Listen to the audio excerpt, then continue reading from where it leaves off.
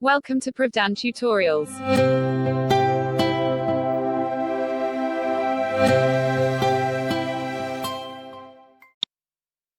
Hi everyone, and our topic today is on differentiation of y equals a raised to power x, and this is what we call an exponential function. By now we should know the difference between a natural exponential function written as y equals e raised to power x exponential x and y equals a power x. Check one of our videos, our previous video on differentiation of a natural exponential function. Okay, but for today we are looking at just an exponential function of this form, y equals a power x. Now what we need to know here is that what is a, or what does a stand for? A is any positive real number, that is greater than 0 but not equals to 1. Okay, and this makes it different from the exponential function e. So now the question now is, when we differentiate this exponential function a raised to power x, what do we get? So we have the differentiation of a raised to power x will leave you with a raised to power x ln of a, where this ln is what we call the natural logarithm function. In our next video, we'll talk about how to differentiate a natural logarithm function. Okay, so for today's scope, take note that when you differentiate a raised to power x, your results will be dy dx equals the function a raised to power x then ln of a. Remember, a is any positive real number that is greater than 0 but not equals to 1. Okay guys, we're going to take a look at about 3 examples to get more understanding of the application of this type of exponential function. So let's look at an example 1.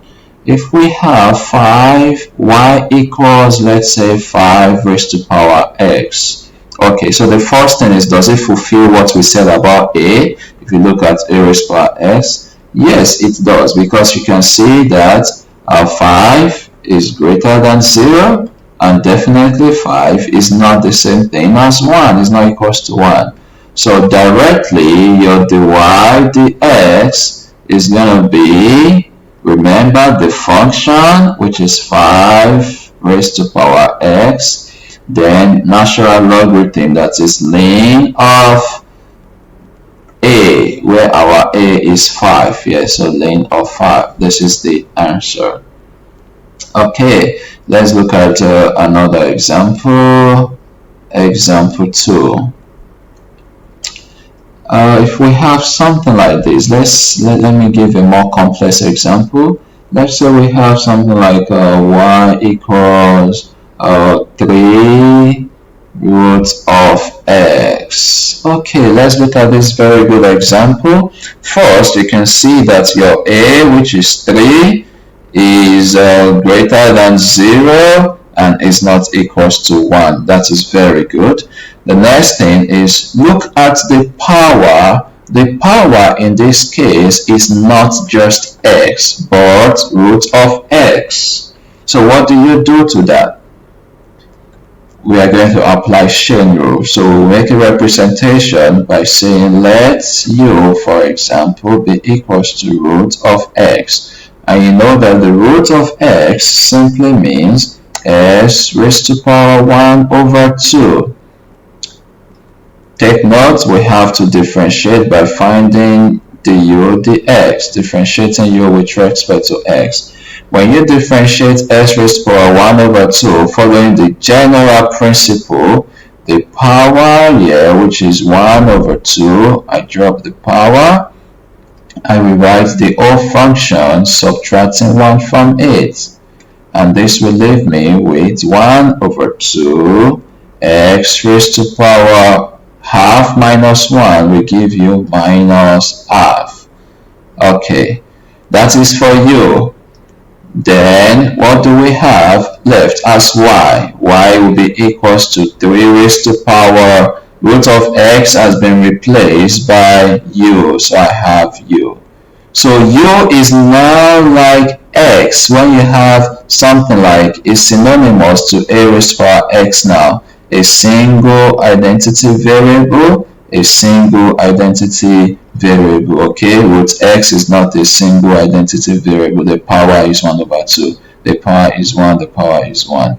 Okay, so following the general rule of differentiating this, your dy, differentiating y now with respect to u in this case, is going to be with respect to u in this case.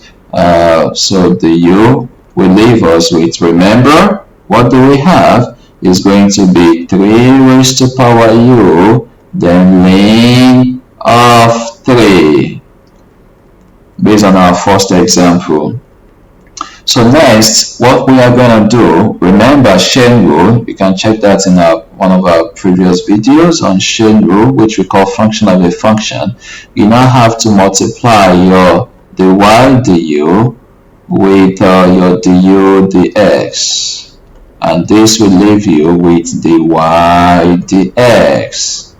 Okay, so what's our dy du? Our dy du is this, okay, and our du ds is this. Okay, so now we are good to go.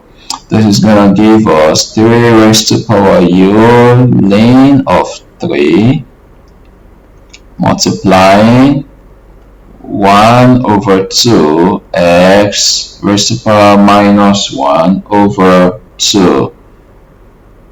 Yeah, common sense also tells us that you should definitely replace this u back because it was a representation. And so what is u? If you look at u, we say let u be root of x, which is x raised to power 1 over 2. So if we replace that back, it leaves us with dy dx equals 3 raised to power u, which is root of x ln 3, okay, and 1 over 2 x raised to power minus 1 over 2. We can still rewrite it further if you so desire. That's math for you. Okay, let's look at this negative power here. If you look at this negative power here, okay, if you remember in indices, for example, if you have a raised to power minus 2, for example, it simply means 1 over a raised to power 2. So if we follow that then, and also note that a raised to power 1 over 2 is also root of a. So if we fulfill that, we can apply that to this. It's going to leave us with 1 over 2. That x raised to power 1 over 2 is now 1 over root x. Okay, then we have 3 raised to power root x ln 3. And that is that.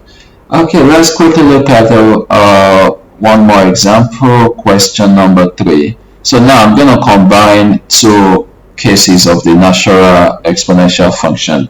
So let's say we have y equals 7 raised to power x minus 3e raised to power x. Why not pause the video and give this a try by yourself?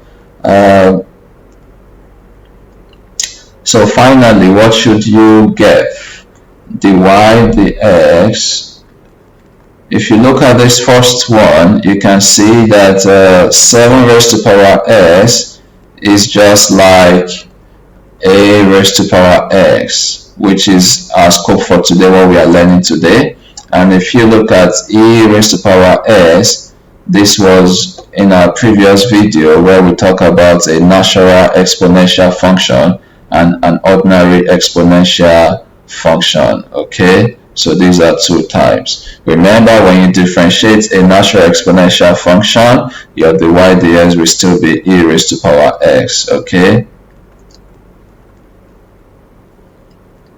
and when you differentiate an exponential function of a raised to power x form, it leaves you with a raised to power x ln of a. Alright guys, so if we apply that directly, the first one, 7 raised to power x, will leave us with 7 raised to power x ln of 7. It's as easy as that. Minus 3 is a constant to e raised to power x, and when you differentiate e raised to power x, you still get e raised to power x. Alright guys, and that is that for today's tutorial. I wish you guys the best, and this is Prof. Dan Tutorial. Please kindly subscribe. Thank you and have a nice day. Bye bye. Welcome to Prof. Dan Tutorials.